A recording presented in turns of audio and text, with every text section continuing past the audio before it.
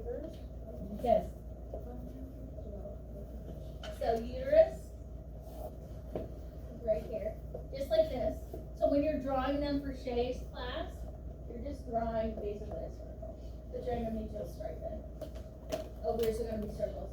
So I like simplified it for you guys.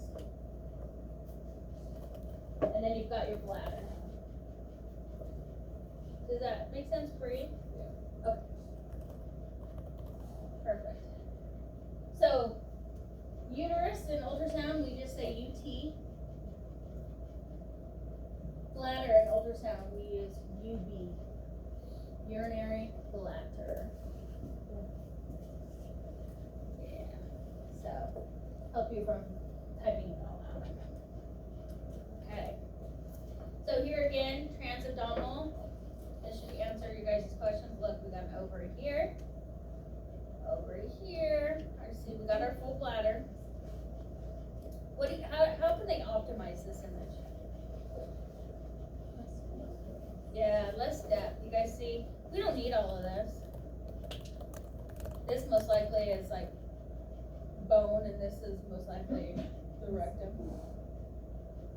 So you can cut it off right here. Star of the show should always be centered. Same thing here. Cut all this off. Center this a little bit more so you're not cutting off the fundus. So there's your transverse and your sagittus. Okay, oh, yes, there. Yeah.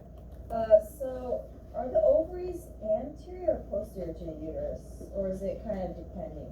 Yeah, body dependent. Nice. Yeah.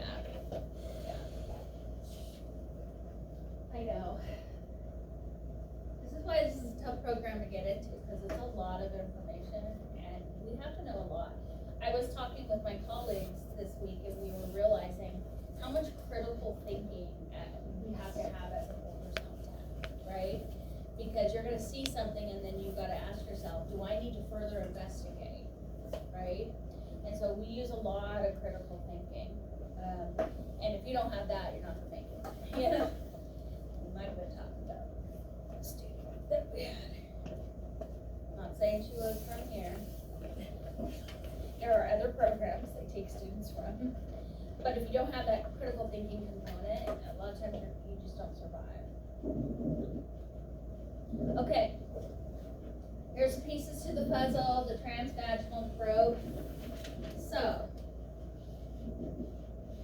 Shay is going to walk you guys through this, but I think it's better if we just know it now, and then she can reiterate it. But you see the handle on the bottom here? All right. This always goes down. So, your thumb is placed here, if that's how you want to hold it. So we'll do that. I do this. But your fingers are always going to be on the notch here. Okay. So this then, and you can see the little notch here, this is your 12 o'clock. So this is how you start. You insert it this way. It's a bit low for the back. So you're in a sagittal position in transvaginal. Then to turn it, which way? Do you think I should turn it this way or this way? What is 9 o'clock?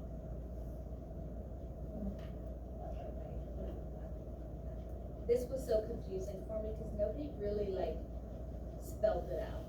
It was just super fast, right?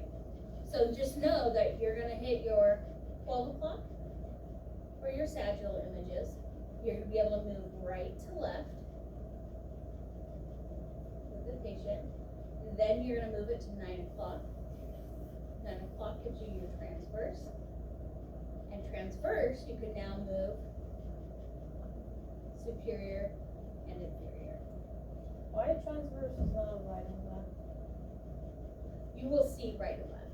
Yeah, but why don't you move from transverse right and left? Because the camera is this way and not this way. Oh, okay. Okay. So we are moving in a superior inferior motion. The camera's going to fan out like this. So we're trying to get this image right here. See, we're not even going to get into.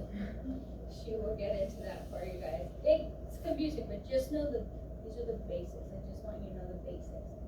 Because it'll make more sense when she teaches it to you, okay? So, sagittal, camera's going this way. So right to left. So we do cities. We go all the way from right, we go all the way out of the uterus for those hairy scaries. And then go all the way from right to left, we go outside of the uterus for those hairy scaries. And then we take still images. Boom, boom, boom. Okay. Then you're either gonna tilt it based on how their cervix sits, or you're gonna tilt it this way, and you're gonna get cervix images. Most of the time. Then you're gonna turn to 9 o'clock, and then you're gonna get superior to inferior. And then you're gonna move it, and you're gonna span this way, that way, for that adnexa area. That's where you're gonna find your ovaries. And by the way, you're gonna find them in transverse. Then you have to turn on them and get them in sag. Alright? So it's a lot, right? But by the way, it's once you understand and you get it down, it's pretty simple. It's a 10-minute, like, get the uterus, look, get the ovaries, Yeah. So, but 12 o'clock, here's the bottom where you hold, 12 o'clock, for sag. We're gonna turn to 9 o'clock for transverse. Okay? She will go into this in depth, that's what lab is for. And then you can wrap your head around, what my images look like, right? And what is anterior, what's posterior? Is there such a thing? Is it caudal? What is it? So I gave you guys just some images, again, to help you wrap your mind around the 3D thing. Masha, this was for you. And remember, we're scanning, we're fanning. And this is where the transducer is gonna go. So nothing shy of a tampon, right? If they put tampon in there, then, it's easy breezy. But that just shows. If they've never used a tampon and they've not had sex, you think we'd perform this? Nope, I'm not. I am not being that person. They can get a CG, So, sometimes people don't use tampons, but they've had sex. This is much smaller than any penis I've ever seen. So, and I'm really sorry, but. How do you ask those questions without it coming off as inappropriate? So a lot of times when I sit down, Connor, you're a woman now. Okay, you have a vagina, just to make this fun, right, and interesting. I'm already uncomfortable. Yeah. Yes, I knew you'd be a good spirit. So I'm usually, when I'm asking them, I'm like, so you came into the ER, you've got a lot of pain going on, you've got some really heavy bleeding? Yeah, okay, good. And, now, Connor, you're only 18? Yeah. So have you had intercourse, have you had sex? Yes. Yes. Okay, good. I just need to know that, and that's exactly how you ask that. So you're asking all your questions, right? You don't even have to ask about the tampon thing, but have you had sex or not? Because that tells me I'm doing this or not. Either we're doing just a trans-abdominal, or we're doing both. Do you tell them why you're asking that question? I think they know why most of the time, right? What if they're young, 15, and their Super young, parents are I've in the had room? super young, and shockingly, they've had sex. It's weird these days. Uncomfortable about it. But do you tell the parent to leave so you can get like an honest I usually answer? have the parents leave, or I say to the patient, I take the patient aside, I say, look, I'm gonna ask you some questions that you may not want your parents to know. So it's up to you, do you want your parent in the room or not? If they say no, then I go and I say, look, I'm gonna have to do this, you can't be in the room, and I make it the hospital's decision that the parent can't be in the room. So that the patient is not uncomfortable saying, Mom, you can't be in there. Okay? So it's a private conversation I have with the patient usually. Do you ever get in trouble for not doing transvaginal? Do they ever give you a hard time? Not at all. You write on the exam, patient refused. patient has not had intercourse, refused. Nothing you can do if the patient refuses. And I have patients who refuse all the time. I had a patient who came in and she didn't tell the doctors. They're gonna give you probably more information sometimes than they give the doctors or the nurse on why they're there. I had a patient, she was in her 40s, she came in for vaginal bleeding, that she had dark blood, she had bright red blood, and it's going on for weeks. And so she came in and that's all she said. So they ordered an ultrasound. So I'm asking her questions, when's your last period? Because we can tell on ultrasound where they're at in their cycle based on the endometrial strength. I know it sounds confusing and very hard, but you'll understand it. That's all next quarter. Just know if it's thick, it's shedding. If it's thin, it already shed, right? It's actually as simple as that. If you get a 3-line stripe, then it's right. So you guys will learn that next quarter. But 40 years old, came in and she did not want me to do the transvaginal part. And she started shaking. And I was like, are you okay? I was like, we can just do the transabdominal, but if you're bleeding and you have dark blood, to me that means you've got old blood. And if you've got bright red blood, that's telling me that's new, which that could be a period, but I'm more concerned about the dark blood. And I'm not gonna be able to see that, the details, with just the transabdominal. And she was just like, I'm in a lot of pain, so I just need pain medicine. I said, okay, well, let's get you pain medicine and then we'll bring you back down here. ER patient, right? And sometimes you don't have a lot of time, but sometimes you just have to make it for these patients. And then this patient just started breaking down and crying, and I was like, are you okay? And in my room, she told me that her husband had been raping her because she had a, what do you call it, one of those things where the husband can't see you, the police report, whatever they're called, that sounds hard. Restraining order. And he refused to leave the house, and he would brutally rape her every night. They had twins together, and the twins were 12, so she wanted to get home.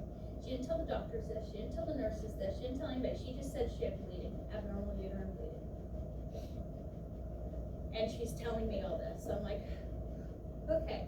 So you have to take your job and your responsibility, like, this is a big deal, you have to listen to your patients. So I said, let's go get you some pain medicine, and let's reevaluate once that kid's back in, and once I have time to bring you back. I said, okay, so I brought her back.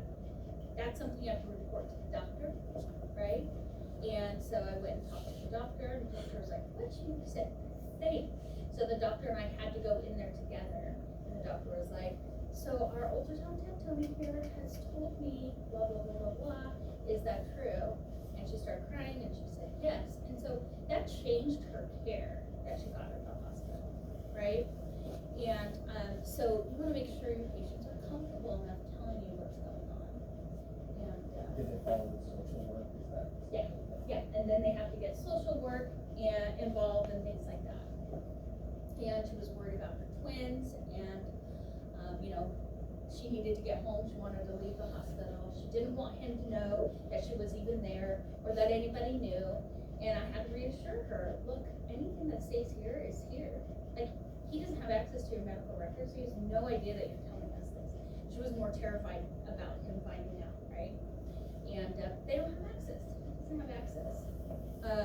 So you just have to really be careful with some of these patients when you're doing something as invasive as a transvaginal probe, okay?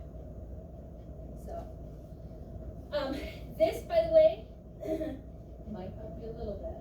I don't mean to put this picture, but you're in a sagittal view when obviously the probe is this way, and then when you turn it to 9 o'clock, you're in a transverse. They also call it coronal view.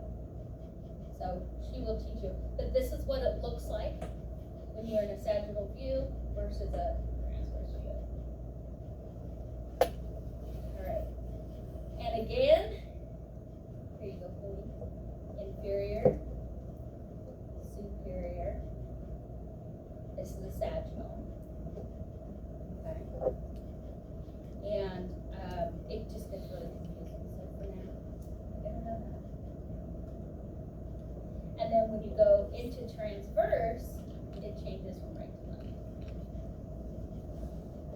So it's very similar to a transabdominal, right? It's just, this is called something different. Yes.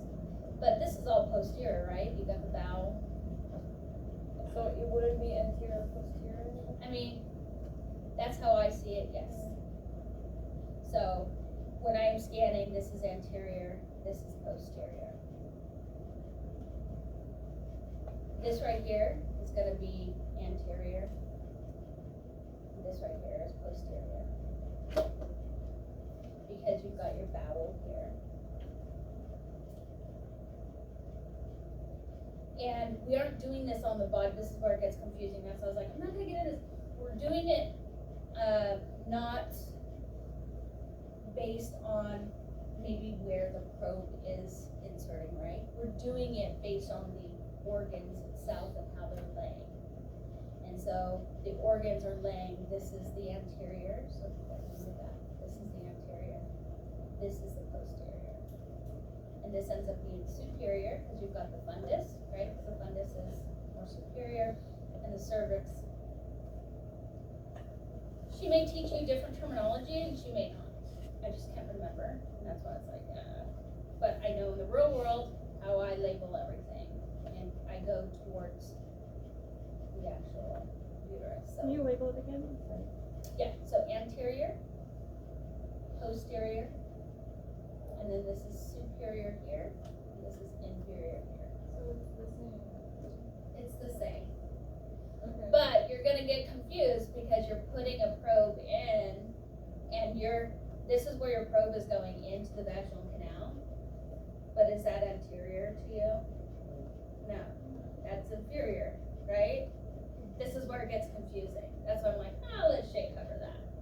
But for the purposes of what your scanning image looks like, we always call this anterior, this is always posterior, this is superior, this is inferior, because we're going towards the actual organs for label. So if you found like a pathology, Then this would be anterior, this is actually the anterior part of the uterus, okay? This is the posterior part of the uterus. Yes, but they do call it something else when you're like inserting. They try to call it coddle and something else and confuse you. But we're going towards the organ. So the organ itself, this is anterior, this is superior because that's where your fundus is. This is inferior, this is where your cervix is, and then this is posterior. You're gonna see a lot of bowel. And sometimes the bowel, you guys, will make the ovaries disappear. Because again, we can't see the pelvis. I knew I was gonna get there eventually, but it would have been confusing. Alright. Transvaginal, transverse, we still call this anterior. We call this posterior, right, and left. So because we have bowel down here, it makes sense to be posterior, right? Because we know bowel is the rectum, that's gonna be posterior. Look, here's a vessel. This is probably one of the iliacs, right? And we're on the right side, so it's probably the right internal iliac.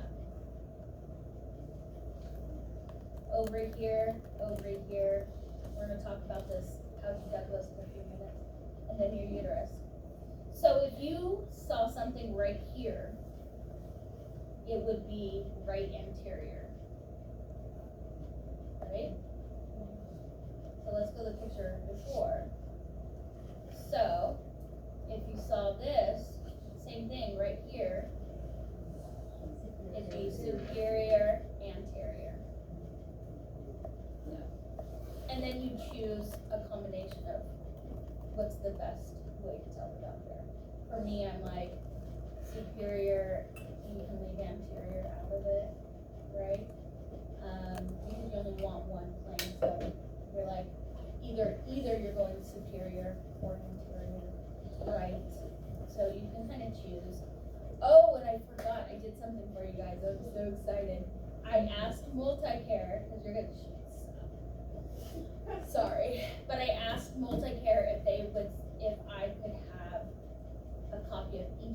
worksheets so that you guys as students can actually learn how to use what we use in the real world, because everybody uses TRA and their TRA worksheets, but they usually just stamp multi-care or CHI or whatever. I have all of them. Yay. Yes. So I got permission. What I am gonna do though is take multi-care off of them, and that way it's not like multi-care and not pushing, right? Multi-care, multi-care. And hopefully Shay will be okay with that, and then you guys come in knowing how to use our worksheets. I mean, it was weird using these worksheets, you guys, from the 70s, and then going in and learning new worksheets when everybody here in Washington, that's where you're gonna go, right, for your stuff. So hopefully I'll be able to integrate that for you guys soon. They have those. Okay. And that's what made me think of that, because the worksheets, you'll be able to actually just draw things in, and then you say where they are, and you choose. Do you want to say superior or fundus? Do you want to say right, or do you want to say anterior, right? Based on the image, there's two different images that you're going to be able to use, and which one you choose is either sag or transverse, and then you choose your wording.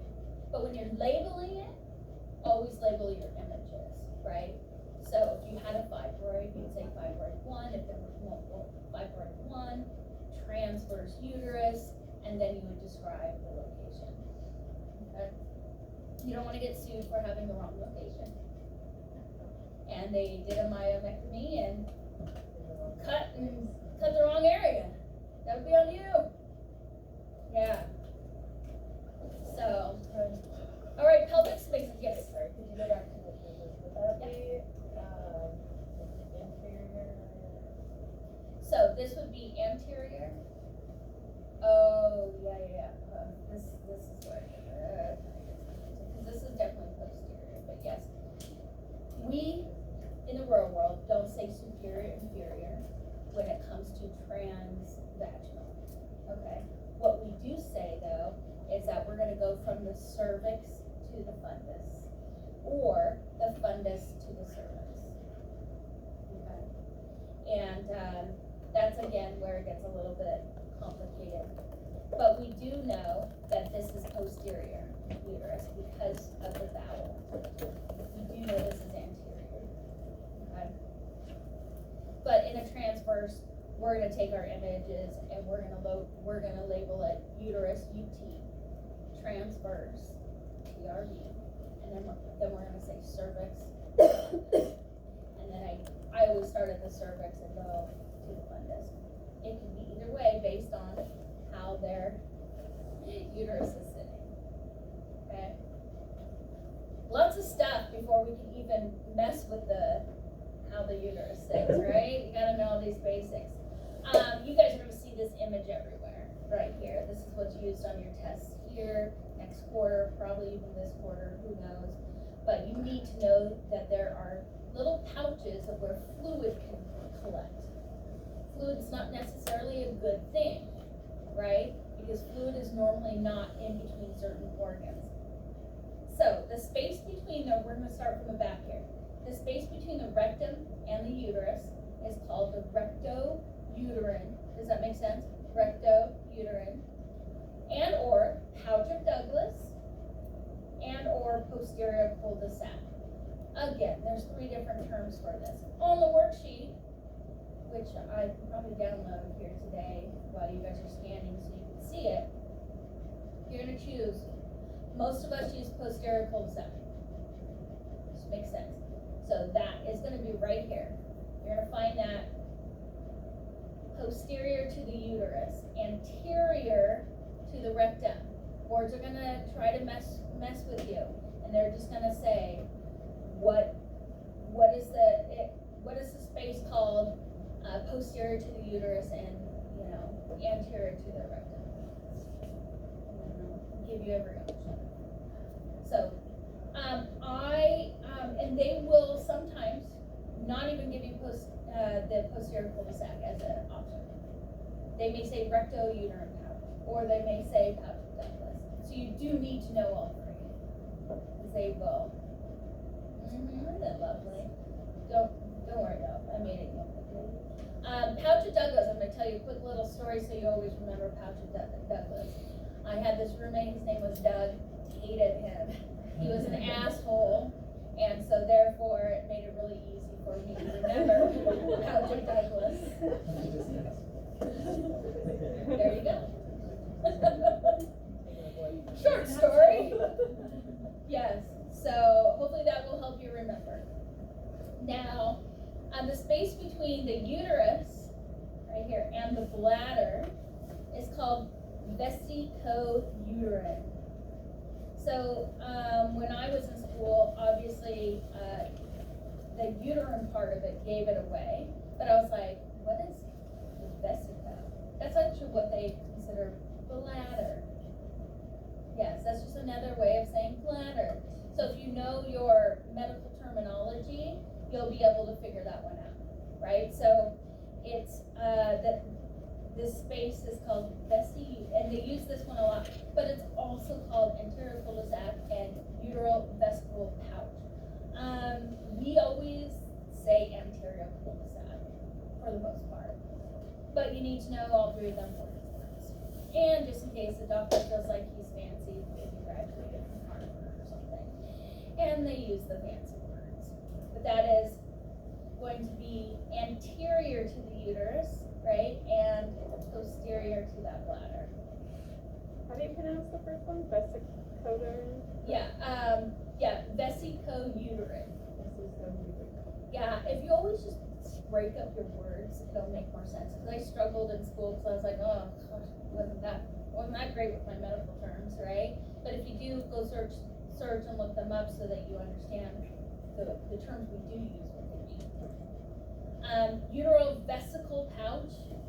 Again, it's just saying the uterus, and vesicle is, what is vesicle? Bladder again. Oh yeah, vesicle. Okay. Yeah. Again, let me just try some water. Lapis late really doesn't good. But we use anterior cul-de-sac. So the posterior and the anterior cul-de-sac, you guys, surround the uterus. That's what you need to remember. Because most of the time, where we find fluid is either going to be posterior or anterior to that uterus, and you need to know. You will document that. Now, can anybody think of a case scenario why we would have fluid there? I can think of one. Yes, a rupture of a cyst. And those can be super painful because cysts are filled with blood sometimes, right? When they rupture, you've got blood now sitting in either the anterior or the posterior cul-de-sac. And blood, by the way, is not supposed to be in that space. So it kind of feels like, from my personal experience and from what my patients tell me, it feels like acid. Because blood is not supposed to be there. And so that, it kind of feels like razor blades almost. It's like very acidic to that place in the body. So trust your patients when they say they're in a lot of pain. And there's nothing you can do because that pain is just the acidity of the blood. And until the body soaks it in, and it will, usually takes 1 to 2 or maybe 3 days, it just depends. It takes a couple days. Ibuprofen, Tylenol, nothing kills that pain because, again, it's like, blood should not be there. It was a little acidic to the area. So, when cysts do erupt, they are very painful. But the good thing is, we can prove that they had a cyst, because we can see it, that it erupted, and we can see fluid. And then now the patient knows what happens. And then they go home and suffer. But, we're women. But it could be normal fluid there too, yeah. Usually there shouldn't be fluid there, No, yeah. not at all. So not normal or common. Did they ever use blue facts?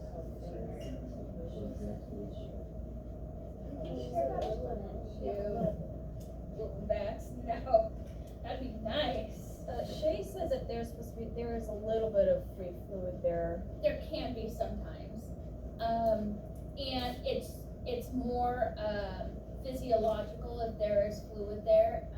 trace amounts, then it's just physiological. So it can be normal, but that's what the rad will say on the report, physiological, if there was no like cyst that was obvious, and if it was just trace amounts of fluid. But there definitely shouldn't be. Now there's also a space right here, anterior to your bladder, posterior to that pelvic bone. And it is called the space of Moritz. And never had to use that for anything except boards on my test. It is anterior and posterior cul-de-sacs that we're going to pay the most attention to. All right, here's what it looks like on ultrasound. So here's your anterior, right? Because you got your bladder. This is anterior, this is posterior. This is superior because we're sagittal, and this is inferior. So you've got your anterior cul-de-sac. And don't get the bladder confused. Right? No? Trust me. We've all done it. And anterior cul-de-sac can sometimes look like a bladder, or the bladder sometimes can look like fluid. So just remember, you got your bladder, and then the posterior cul-de-sac is gonna fall here. And so over here we got fluid, free fluid in the posterior cul-de-sac, and we call it free fluid. So FF is what we do in ultrasound. I typically would just write FF right here on the image, and with my arrow, and then down there I would type FF, posterior cul-de-sac. Okay. So let's talk about this one first. Here's the posterior cul-de-sac again with some free fluid. You'll see a lot of times it falls into the posterior cul-de-sac. Here's what it looks like in transvaginal. Okay, so the bladder is here. You can see a little bit of the bladder here. So this is the anterior, right? We talked about this as being the anterior part. This is the posterior part down here. And so if we've got fluid right here, it's considered posterior cul-de-sac. And again, here's a TA, transabdominal. Here's what fluid looks like here in the anterior cul-de-sac. And look, here's the bladder. So whenever you see two structures that are fluid, right, you're like, okay, which one's the bladder? And now there's fluid. But see how weird it looks? It can almost look like a bladder. So you have to scan entirety, right? And make sure you're confident knowing what is what. So this is also considered free fluid, and this is free fluid. So number one is where? Anterior. Yep. And number two? Posterior cul-de-sac. Yeah. And this is your bladder. But this is what we call trace amounts. That's kind of what you're talking about, Masha and Margaret. Trace fluid. And when you go in and you actually do a transvaginal, you will see, is there a lot more fluid, because you can see more details, or is it just a small amount? Okay, so here's TB, transvaginal, free fluid.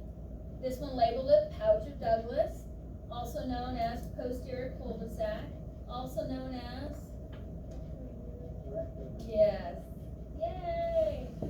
And then here we've got anterior cul-de-sac. This is what it's going to look like. So it's right on that fundus, and I get confused sometimes when I'm scanning, because I'm like, okay, if it's by the fundus, yeah, that's anterior.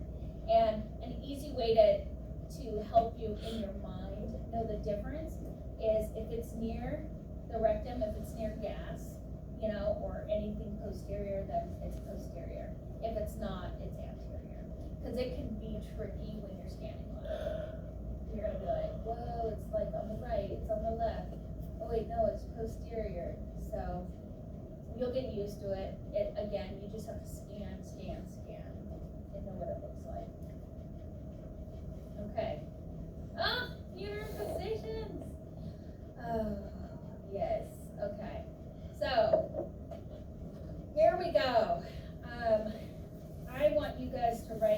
this down really quick.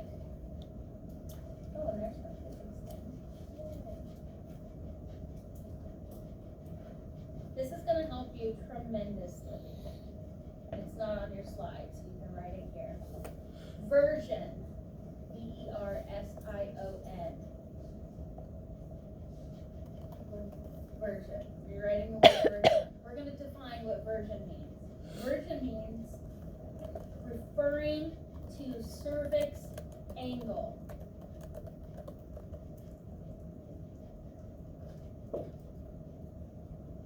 Can you spell it again? Version, Yeah, I didn't hear it. Version or Yep. version? Yep. It's like the word verted here on the slide, verted at the bottom. Also known as version, depending on how you say it, right? Some people say anti-verted, some people say anti-version, depending on how they're talking about it, okay? VRSION? Uh-huh, Okay, so like, version. So when it's pertaining to version, it is pertaining to the cervix. Now, is there a V in cervix? Yes. Circle the V and circle the V. This is what I had to do to remember it. Like, I literally pulled out my old notes for you guys here. So I was like, ugh. Flexion, right? Flexion. It is used as flexed or flexion. Proper term is flexion, right? Flexion. That is referring to the uterus, the uterine angle.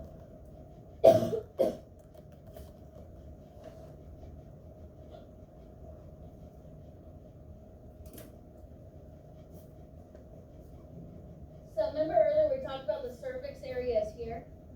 So the uterine area is going to be your fundus and your corpus, right? The fundus and the body. So, is there an F in flexion? Yes.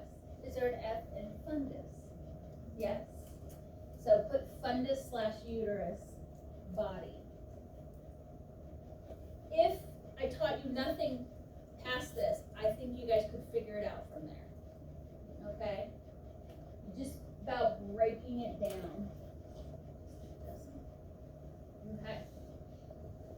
But remember, you guys have to know the definitions for your boards and your test, right? And they get all complicated because some of them are right? And so you need to know the angles for your boards and stuff. But then you also need to know when you're standing live, right? So we're just going to focus on anatomy and knowing the definitions and knowing what it means. All right. So here, oh yes, we start here. The usual position of the uterus is anteverted and anteflexed. Okay? And if you need to know, anti means anterior. Yeah. And retro means what? Huh? Posterior, yeah. Means behind, back, right? When we think of retro, the 70s, right? They often call it retro. So we're going backwards. So it's the back. So if you have anti and retro. So we're going to call this anterior here. And we're going to call this posterior uterus. Because I'm going to put a bladder here. And then our rectum is going to be here. Now, the position, the normal position, the most common would be anteverted, anteflexed. So let's start with the first one, anteverted.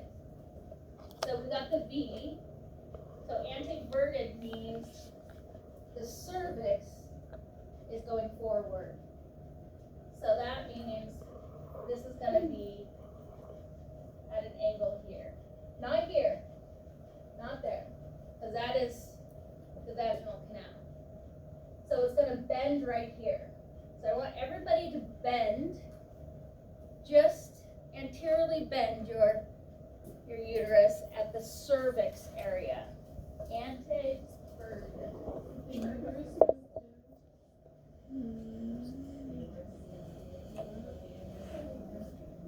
I'm gonna draw by It just broke. We have a broken. Yeah, well, you can choose which side is gonna be your anterior and which is your posterior. I want you to move it like, Is this harder? Yeah. So there you go. There you go. Oh, you want me to do Yeah. that? Okay. yeah. So have your anterior, posterior, perfect. You wanna hold that up or, yeah. So do you wanna hold that up? This will be an So this example is- of it right there. This is her here, I'll hold this part, you hold that part. This is anteverted, so we just moved it. Most common position. All right, and then we've got anteflexed. Flexed, F for fundus and body. So now we're going forward, anti. We're also gonna now flex. I have a cute little baby one. Okay. So now you guys are gonna flex both. Too much. It's too stiff. We waited too long, huh? So it's gonna. So both this is gonna be bent and This is gonna be bent and that. Yep. Mhm. So the normal position is anteverted and anteflexed. So let's go back now to here. You guys see how it's flexed here? Oh, sorry, me in the way. So it's flexed here. This is ante what? Cervix with a V, verted. And this is actually anti-flex. But what do you think happens when a bladder fills? It pushes it into more of a neutral position.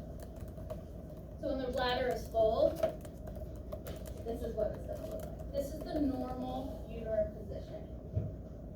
I know. Then you throw the bladder in.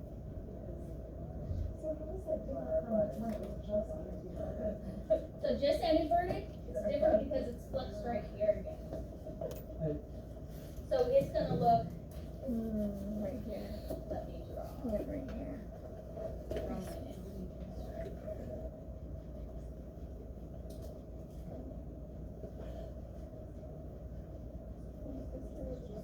Just really not good at drawing. But it's going to be flexed here and then flexed here. So it's flexed at both of Should we use those pipe places. cleaners? Yeah. So we can't see the. But when the They're but when the stuck to bladder the is full, in order walls, for yeah. us to even see it on ultrasound, we need a full bladder. So we don't actually get to see it. However, yeah, you don't get to see the flexion because we need a full bladder. Mhm. But here you guys go. You look at these images, even though they have fluid, and the fluid is going to change the position, but you can see right here it's bending, and right here it's bending, right? Because there's no bladder here. So this is anteverted, anteflexed.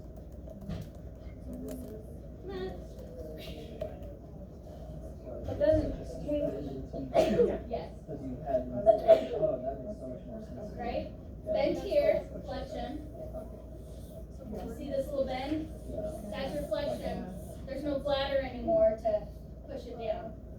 So here's your flexion right here, you can kind of see it. And then this is on the down slope, so it's curved. And it's all curved where? Anteriorly. So this is anterior, this is posterior. What happens if these were the opposite, retroflexed and retroverted? This whole entire thing, you guys, is gonna flip backwards. But you have to remember, even though it's flipped backwards, this part is gonna flip this way. So your anterior is now gonna be the opposite. your anterior is gonna be here. Because it's anterior uterus. Even though it's bowel here, this is still gonna be posterior, but the uterus itself, if it turns on itself, it's gonna be anterior. Yeah, it's a lot, right? It's a lot. So let's focus on some of the malpositions. So there's anteverted, anteflexion, retroverted, retroflexion, and this picture hopefully will help you understand.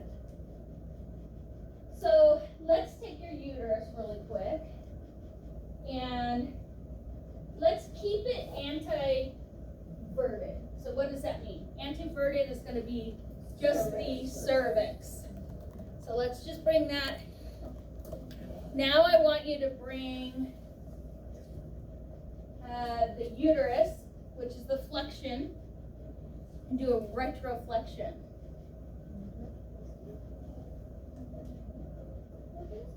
Retroflexion.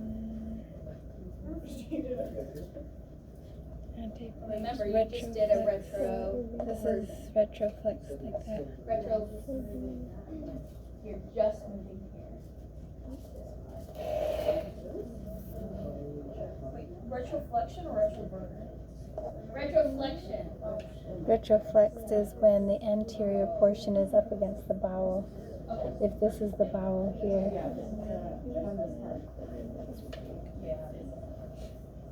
Yeah, fundus body, right? It's gonna. So you're moving. Retroflexion is you're moving it this side now. Posterior going this way. But you're keeping this. Yeah. Just the fundus, not body. Yep. Well, no, it's right between the fundus and the body, like right in between. Yeah, is where it bends. This I would say. Oh, is this? Oh, you guys did. Okay. Oh, yeah. Okay, sorry. Yep. You had it right. My bad. You color coded it. Who is lost, or who is like, I got this? That's the bowel. That looks great. I love it. We got bowel happening back here. Yeah. I think we should throw this away when we're done. Yes. When there's like If you nothing left can in just that box, we'll buy a new remember, one. flexion includes the actual fundus and the body of the uterus, and version is the cervix. The mistake I made as a student is I thought version was right here, and so I got all confused. So don't think that it's where the vagina and the cervix meet. It's actually the lower uterine section and the cervix right in between. Okay? All right, so now let's put it in a straight position. Yeah. Come on, Fatima. Bend it and twist it. I'm so So confused because now I what was like, want when you did guys they to get do this is a Play-Dohs? retro Half an hour before you came. version. So that means version cervix is going backwards, right? Retro.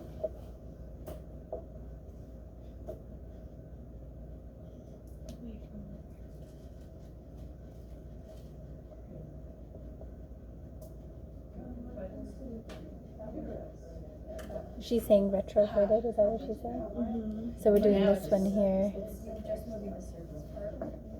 So the body stays straight. Yeah. You can come down here and play with them.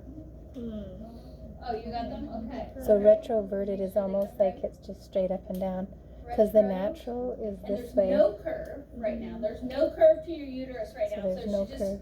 just straight Retroverted. up. Straight up. The only thing we did was a version, and we did a retroversion, so that cervix is back, but the uterus is still straight. Now I'm going to have you guys do a retroflexion. Flexion meaning the uterine body and the fundus are going to go backwards.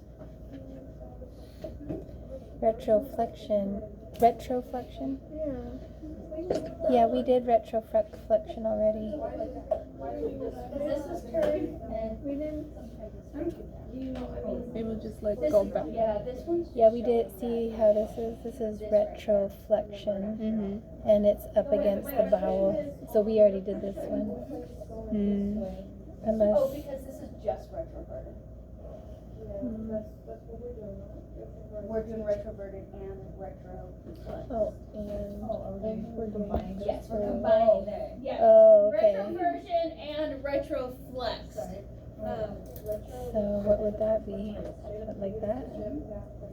I think this stays straight up. It is going posterior. Maybe, but then yeah, Bending just everything posterior. just sit at the. And then flexion, Because retro means it's gonna do that. posterior. But this one goes back. Because retroverted, that was when it was just straight up. And so I think that the cervix is still straight, but Because then retro with inverted meaning retroflexion and the uterine body curves. I think so. We did. I mean, that's the only thing that we didn't do so far. How did you guys do this one? Anteflexion is the anteverted anteflexion is the normal way it lays. Anteverted anteflexion of the uterus is normal. Sorry. So it looks like this. It's laying on the bladder. Oh, Yeah, I can visualize it just like what Yeah. it's Yeah. in the body, but when I try to. What do they say?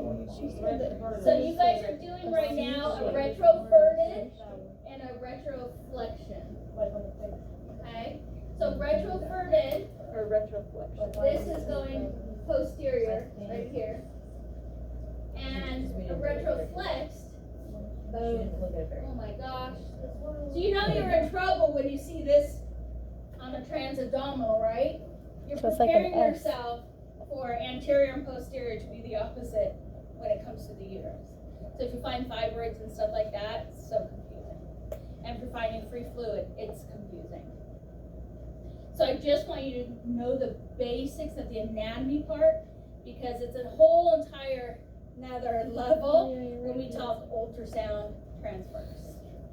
Yeah, or transvaginal. So I want you guys to at least know the definition and at least know the anatomy and how it flows and how it moves. So Tony, Yes. retroverted and flexion would look like an S then, right? Pretty much. Yeah. An S. After we should do it. Oh, how did she do it on yours? Anti-weight. No. Retroverted. She told me that so that's just facing this way and this is fine. So I'm gonna do, here's our retroverted. This now is gonna go, and then this here is now gonna go this way. The curve is Can you draw a new one? Yeah. Different color. Let me just draw a new one. Remember, I'm not an artist. Okay, so we're doing retro times 2, right? Alright, so we've got our vaginal canal, and then our cervix, because our rectum is here, bladder is here. So the cervix is now going this way. And then the uterus is going that way.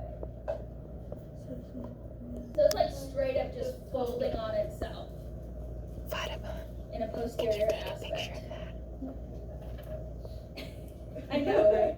Just do your best with your clay. Do your best. Is that retro So this is, version and flexion? you got it, retroversion and flexion. Because why? Let me show you. Use purple here. Here's your retro what? Version. Here's your retroflexion. Okay, I have a question. Yes. Does it matter which way it goes, like here or there? Yes, this would be ante, this would be retro. Does that make sense? Let's do ante times 2. Okay? I'll use green. So here's the vagina. The cervix now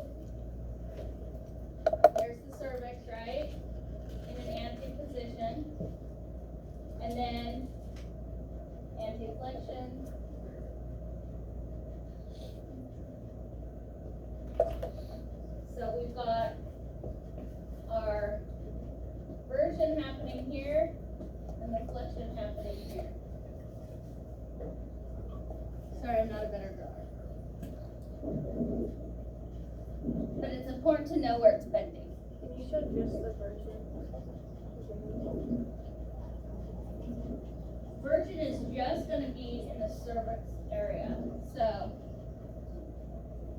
here's an anteverted, which is actually normal. Oh, I see. Okay. When it is anteverted, it forms a 90-degree angle, you guys. Anteverted means the cervix makes a 90-degree angle. So important that you know that. Here's your angle. Because that is the definition that you're going to have to know for boards and for all your tests here. They'll use the 90-degree angle.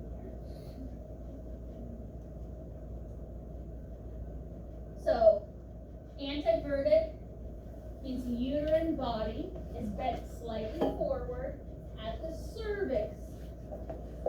Body and fundus rest on the dome of the bladder. Cervical canal forms a 90-degree angle or smaller with the vaginal canal. So, anteverted, version, cervix. We got the V's and the V's, right? Trust me, you can solve any problem as long as you've got your V's and the F's, okay? If you're on a test and you're struggling, just remember that. Flexion, anteflexion, the fundus and body, we already talked about that, right? They're curved forward at the isthmus towards the cervix. Yes, dear. So, is like knowing all of this is just so that if it is like introverted or whatever, you just know that it is. Yes. In fact, when you see the worksheets that I give you, we have to check if it's anteverted, anteflex.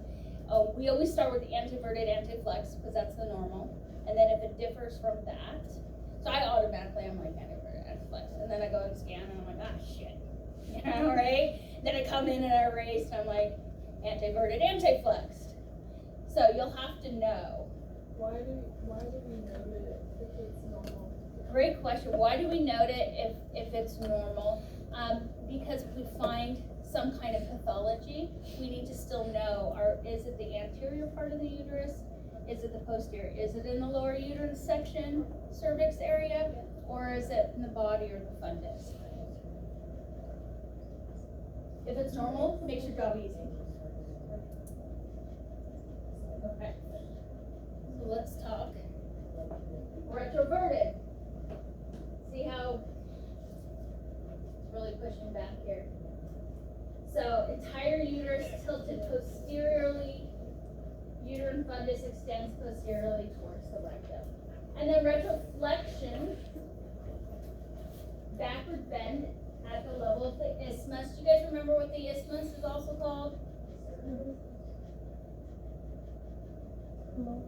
Lower. The body. Isthmus, body. They use the term interchangeably, and corpus. Yeah. Hold on. Hold on. Isthmus is lower uterine section. My bad. My bad. I'm sorry. Talk to the camera. It is the isthmus is the lower uterine section or the cervix area. And so yes, retroflexion, backward bend at the level of the isthmus. And how do we see these pictures? Is it transvaginal or what is this right now? You are going to see this transvaginal and transabdominal. You're going to see this everywhere when we decide to layer the complications of what it looks like when you're scanning. But for these pictures, is it These pictures, what do you ask? like, would that be how we see in transvaginal or? Not necessarily, no. So you just have to know anatomy and how it's going to look anatomically, because it's kind of a new different ballgame when we're scanning it. here's some angles, by the way. Again, anti-flexed, anti-verted,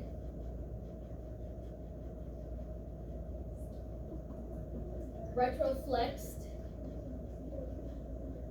retroverted. By the way, this is not in your slide, I added it last time. Okay, Sorry, I just knew that we would struggle and I was like, oh, I need to add one more image, one more. And the uterus, for some people, we call prolapse, it'll fall. And so we have it. It's only in most updated PowerPoint, I really apologize for that.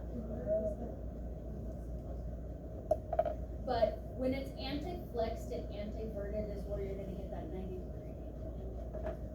Okay. That's why I wanted this image, because it shows you which ones have a 90-degree angle versus the ones that don't. Are you gonna upload this one?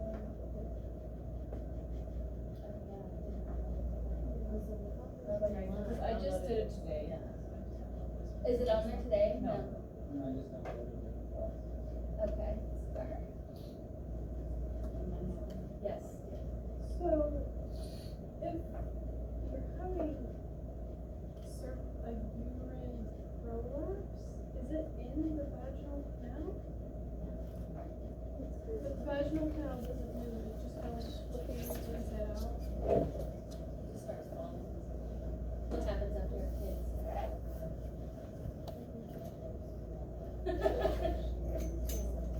And prolapse isn't something that we talk about a lot.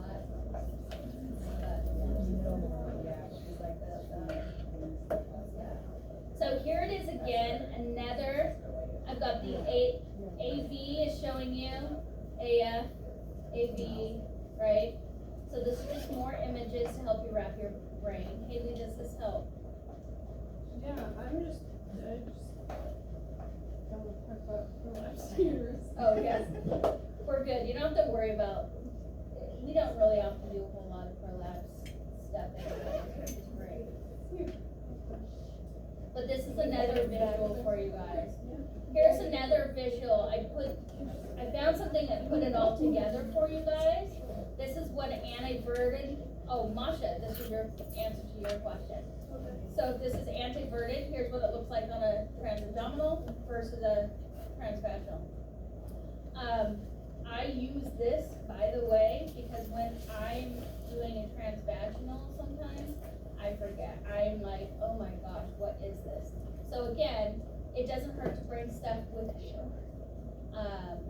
And have this stuff to access. Because sometimes it's just gonna look so funky, you are not sure, and images are gonna be your best friend, that's why I put this in here. Because this is in my book, so I have a better idea.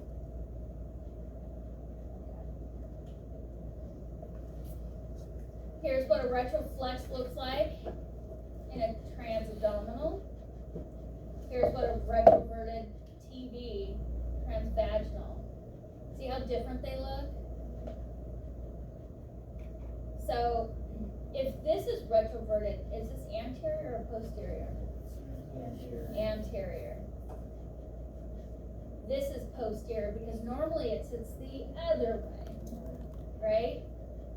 And so now we've got anterior, posterior. Because it completely flipped, right? Yeah. Now you know I'm like shaking people out part of it.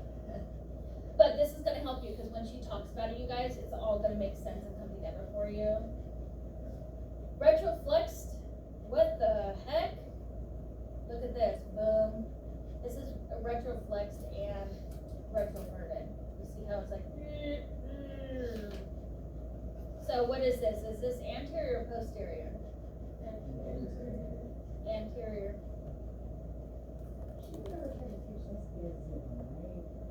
I would hope not for lab. Yeah, not for lab. I would hope not. But what did you say that I would say that this image, the lower one, also would be retroflex and retroverted? Most likely, but it's cut off, so I don't know. Cause it kind I'd of have to seems like scan live. A lot of times you have to scan live to like, be like, oh, this is real. Whatever option on the board. This no. It will give you all the information you need. The boards, I don't remember getting anything crazy on the boards like this. They'll mess you up with the kidneys and stuff like that, but usually the uterus, they don't. But yeah, this is the uterus I had the other day, guys, and I literally had to pull up my book. And that's why I was like, how can I teach these guys? Because it still hasn't really fully stuck with me yet, right? Like every time I scan, I'm like, oh God, I forget. And then you're in there scanning, you're like, oh, I need to measure a fibroid here or something here. And you're like, is this anterior or posterior? So don't worry, like, you know, it takes years to be an amazing sonographer. You will always doubt or question yourself, and that is why it's so good to have some kind of materials with you, with images, to just help confirm with yourself that you're telling the right story. Okay, so more pictures here. Let's do the anterior versus posterior. So here's a normal TV. So here we are where? Anterior, posterior. And this is an anteverted. You guys see where the version is? Yes, right there, that's cervix. Okay. Retroverted. Anterior or posterior? Anterior. You guys, Shay's gonna be so glad that you know this. She's gonna be shocked. I remember her spending like an hour and a half just teaching us this. We're like, oh, we don't get it. We all want her to cry. Oh my God, we haven't talked about this one. Neither anteverted nor retroverted. What is this? Call it a neutral.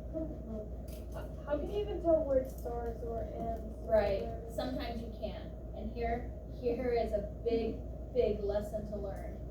The transabdominal, take as many best images as you can, because you never know. You put this probe in and you might get this, and then they're so gassed out that you don't even see any of this, and all you see is this.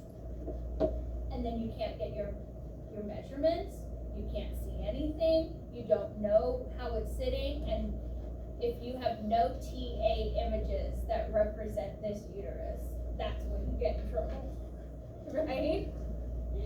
And so you have to do a thorough job in your TA, because you never know what you're gonna get. And I've gotten this many a times, and I'm always like, no.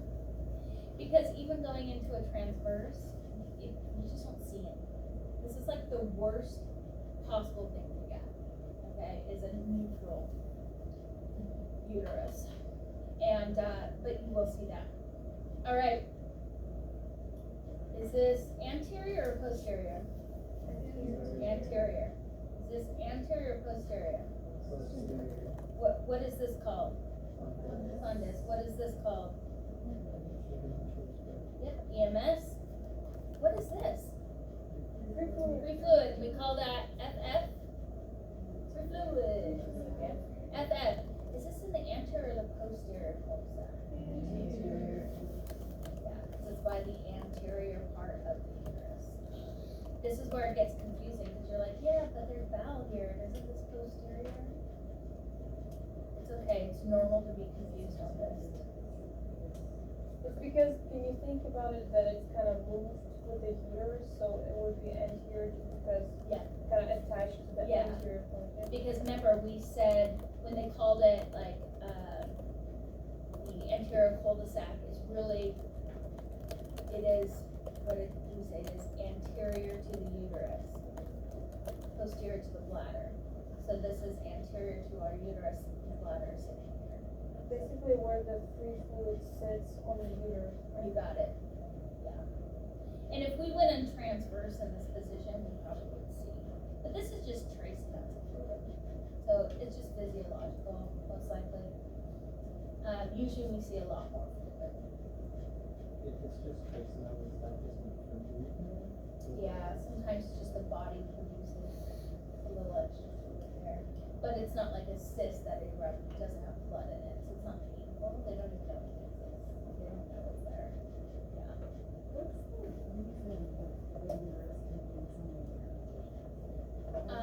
Because it can grow and house a baby. Just like the ovaries, they're kind of like this, right? So they can move. So does the uterus, because it's muscle, and muscle can bend and move. And most of the time muscle has an origin, right? And then it's attached somewhere at both ends. The uterus is only attached at one end. So it's got all kinds of movement. Yeah.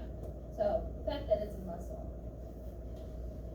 Ovaries, they lay within the adnexa, right? That was that space I told you, way out here. Lateral to the uterus and medial to the iliac vessels. And it can vary on location. Just like one of those things for the car salesman, blow-ups. Yeah, that is now your new uterus. Yeah. They are usually ovoid in shape. So what does that mean? Kind of like an egg. They have mid to low level echoes with anechoic circular structures throughout, which are the follicles, which house the eggs. So this right here, these are all follicles. We like to talk about them as chocolate chip cookies, because that is exactly what they look like. So when you find a chocolate chip cookie on the right side, you know you have officially found the ovary. Congratulations, ovaries are hard to find. So look for your chocolate chip cookie. And sometimes ovaries have follicles that are only on the peripheral side here. It looks like a chain of black pearls. You'll learn this in pathology. That is somebody who is addicted to having PCOS, polycystic ovarian syndrome. That is right. And so literally when I do, today hopefully I'll have time and I'll be able to send our forms out to you guys. But literally we draw pictures. So if it looked like this, I would draw a bunch of these here. If it looked normal, I don't know, draw a picture. Any questions? So here's a transverse picture. Here's our bladder. Here's a transverse uterus. Here's an ovary over here with some cysts. Here's another ovary. What do you think is going on here? Hemorrhage. Yes. So, or hemorrhagic cyst, right? And so this is where we really need to do a transvaginal, because the transvaginal is going to let us see all the details. If this had a bunch of big septations in it and it looked really, really sick, it could be scary because it could be cancer. That's what cancer looks like. Ovarian cancer, just the ovaries are large. They have a bunch of these looking things, and the septations are look like cobwebs. The thicker the cobwebs, the higher probability that it's cancer. I had a patient, probably my first month on my own as an ultrasound tech, and I was doing kidneys, and I saw a bunch of cystic structures like this, but thick septations. And so when you find something like that, you know you're supposed to stick to just the protocol, the abdomen protocol. But if you find it incidental, then you scan a little bit further and you say incidental. I scanned a little bit further. Her ovaries were covered. She was in stage 4 ovarian cancer. They call it the silent killer because you don't feel it, you don't know it's there. And you go in, and I literally cried privately because she was the sweetest lady ever. Wow. You know, she had this cute little British accent, and she was just the cutest little doll. And here I'm like, So in that case, I had to have her stay there, right? And we had to see if the radiologist would allow me to do pelvic ultrasound while she was there. So, anyways, very important to always look everywhere. All right, let's practice real quick. Where is this free fluid? Posterior cul-de-sac. Where's this fluid? Anterior. Yeah. Oh gosh, you guys learned something today. Oh, where's this fluid? Anterior and posterior. You've got it in both. I love that it's labeled. Saying, trying to make your life easy. Okay, this is what a fibroid looks like. Okay, So let's everybody really quick, let's label this. This is anterior, this is posterior. And since we're sagittal here, this is superior, this is inferior. So let's start there. Where do you think this fibroid is? How would you describe it location-wise? Posterior body. Yeah, posterior body. Do you say lion? Yeah, and you guys are gonna learn, because if it's butting into the EMS, then that's a problem. We call it serosal mucosal.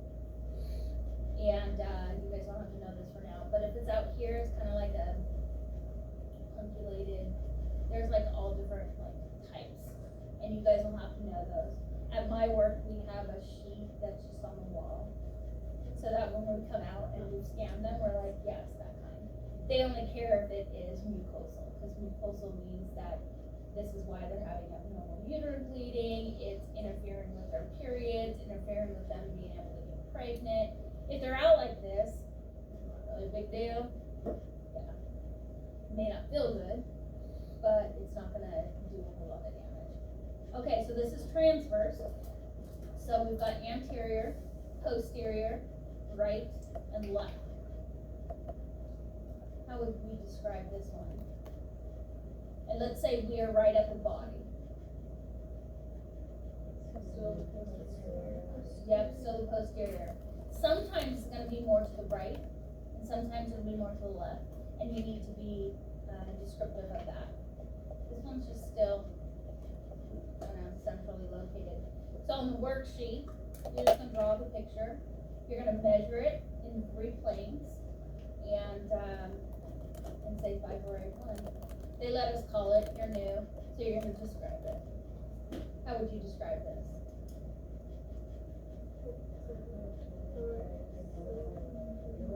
Yeah, isocoic mass in the posterior body of the uterus, measuring, boom, boom, boom, always 3 measurements. Oh, here's a tricky one. So this is why I labeled this one, transverse uterus mid. So you guys know we're in the mid part of the uterus, which means the body. Wow. So they've got 2 fibroids. So then you're going to do the fibroids separately, one at a time. You never measure in the same picture on fibroids. You focus on 1 in transverse and then 1 in sag, and then you go to 2, transverse and sag, because you put them together. Okay? And that's how you're going to get your 3 measurements. Can you remind me how the 3 measurements work? It's length times width times height. So because we're in transverse here, I'm only gonna do the width. And when I'm in sag, I usually do the length and the height. Okay.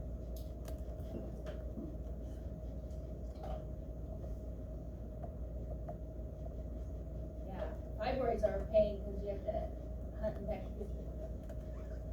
We're running a little late, guys, so if you have to go. We're just oh wait, any questions? Never mind. Here's drinking water.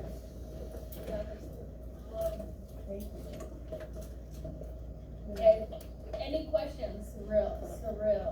Because this is a heavy load, but I hope this will make it easier during Shay's class and Rain's class. You guys have a better understanding. No questions? You guys got it? Flexion, version. I feel like I'm a better sonographer because of you guys. So I love it.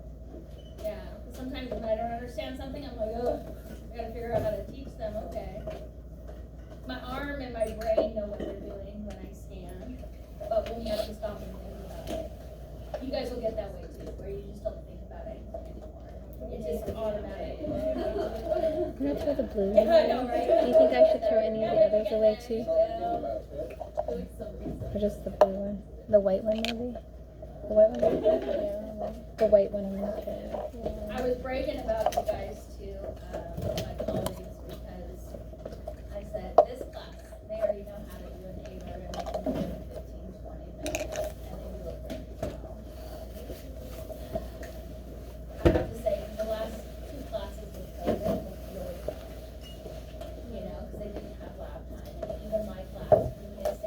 show this one too. So at this I mean, yeah, I feel like it's getting there. I extra. They were, I don't know if they got the scan. To be honest. So